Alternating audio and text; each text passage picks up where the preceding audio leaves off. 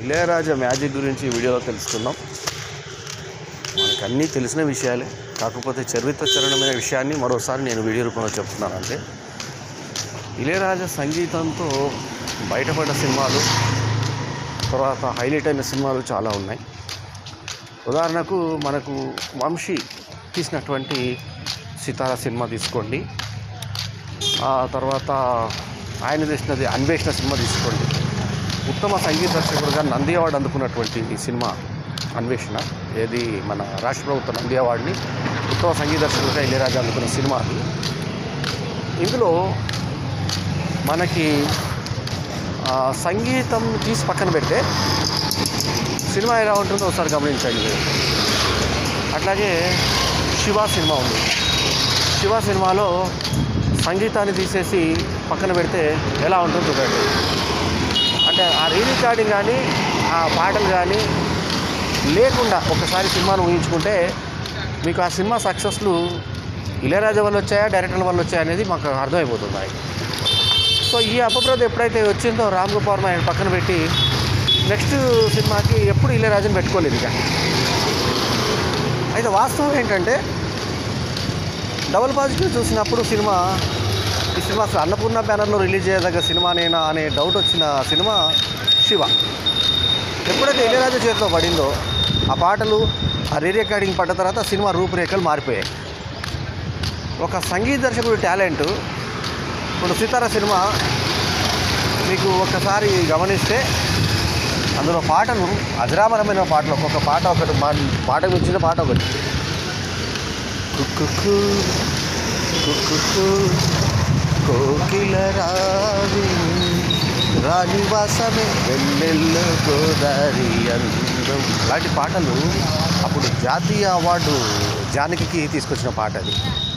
అట్లాంటి ఒక అందమైన పాటలు, మళ్ళీ ఆ చిత్రీకరణ లేకపోయినా కూడా సూపర్ హిట్ అయిన పాట జిలిపిలి పలుకులు చిలిపిగా పలికిన ఓ మైనా మైనా లాంటి పాటలతో ఆ సినిమా ఎక్కడికో వెళ్ళిపోయింది. అంటే సంగీత దర్శకుడి ప్రాధాన్యత మొత్తం దర్శకత్వ శాఖని, ఫోటోగ్రఫీ శాఖని, ఎడిటింగ్ శాఖని అన్నీ దాటేసి వెళ్ళిపోయింది.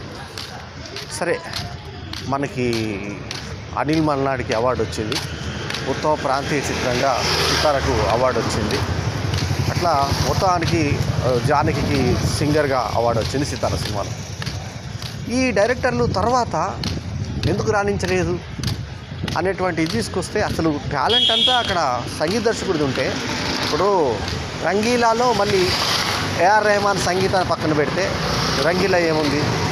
రామ్ గోపాల్ వర్మ ఒకటి బ్లాక్ బస్టర్ శివే కదా రంగీలా. తర్వాత శివ ఇళయరాజా, రంగీలా, రామ్ గోపాల్ వర్మ. ఆ పక్కన పెడితే బ్లాక్ బస్టర్స్ ఎక్కడైనా అయ్యాయా? కాబట్టి ఆ ఫ్రేమింగ్, టెక్నికల్ టర్మ్స్ కొన్ని ఇంగ్లీష్ సినిమాలు పట్టుకొని చేసుకునే దర్శకులు తర్వాత నిలబడలేకపోయారు. ఇప్పుడు మా పిక్చర్లోకి వచ్చినా కూడా సంగీతం చాలా ప్రధాన పాత్ర పోషిస్తుంది.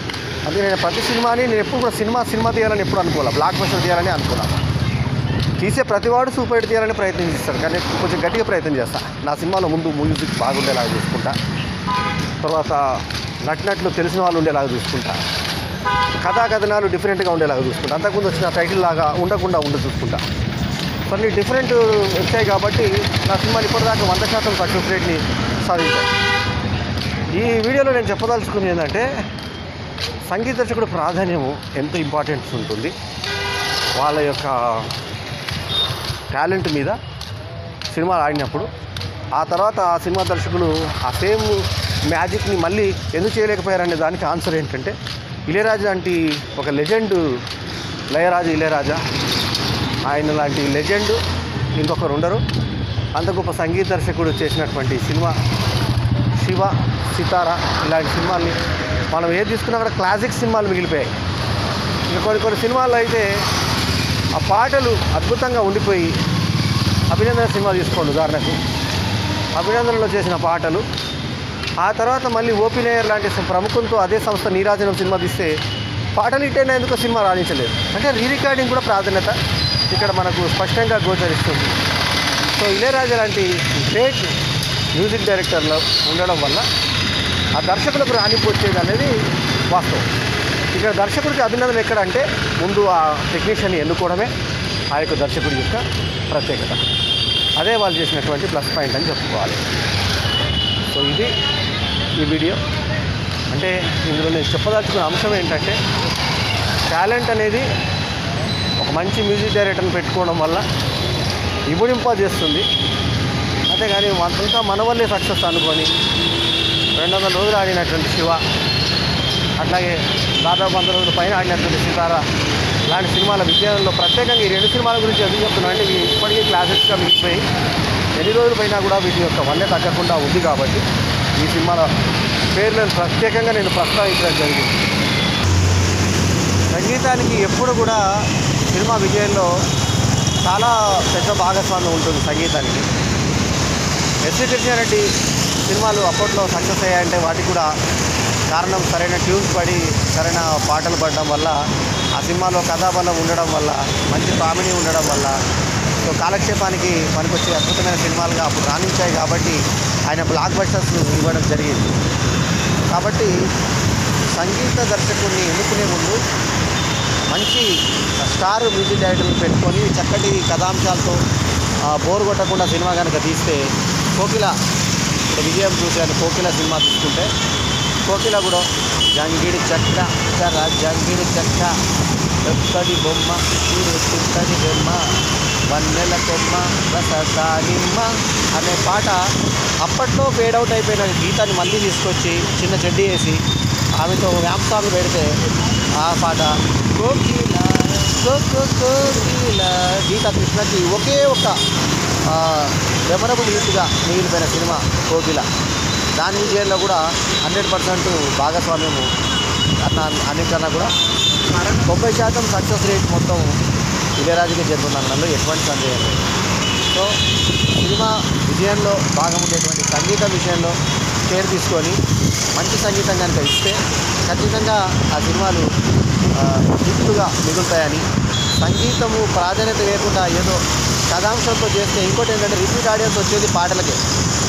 సో కాబట్టి ఆ పాటల ప్రకారం ఇప్పుడు జగదేగుడు అతిలోక సుందరి సినిమా విజయంలో కూడా ఇళయరాజా పాత్ర ఎంతో ఉంది. అందులో ప్రయోగాలు కూడా చేశాడు ఆయన. అనే సాంగ్లో మనకి 2 రకాల ట్యూన్స్ కనబడతాయి. మనకి వేగంగాను స్లోగాను 2 రకాలుగా ఆయన కంపోజ్ చేయడం జరిగింది పాటలు.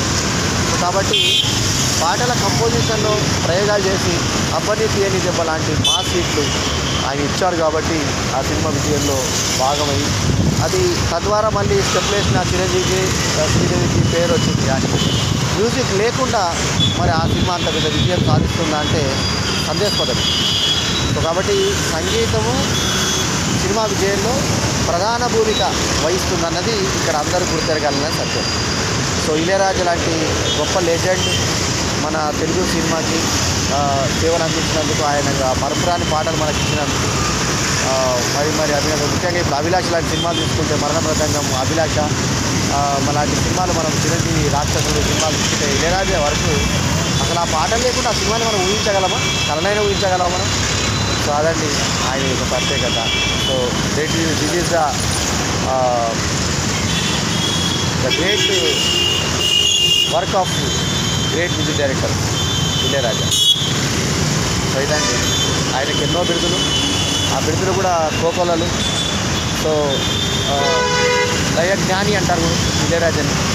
ఇంకా తమిళంలో కూడా ఆయనకు బిరుదులు ఉన్నాయి. సో మొత్తానికైతే మనం లయరాజా ఇళయరాజా అని పేర్కొంటాము. సో అటువంటి గ్రేట్ లెజెండ్కి మరోసారి అభినందన తెలియజేసుకుంటూ, ఈ వీడియో కనుక మీకు నచ్చితే లైక్ చేయండి, కామెంట్ చేయండి, షేర్ చేయండి. మా ఛానల్కి తప్పకుండా సబ్స్క్రైబ్ చేయండి. అన్నప్పుడు మీ ఆదరాభిమానం లాగించి మీ ఆల్రౌండర్ సార్ బల్లెం వేణుమాధవ్. నమస్తే, జై హింద్.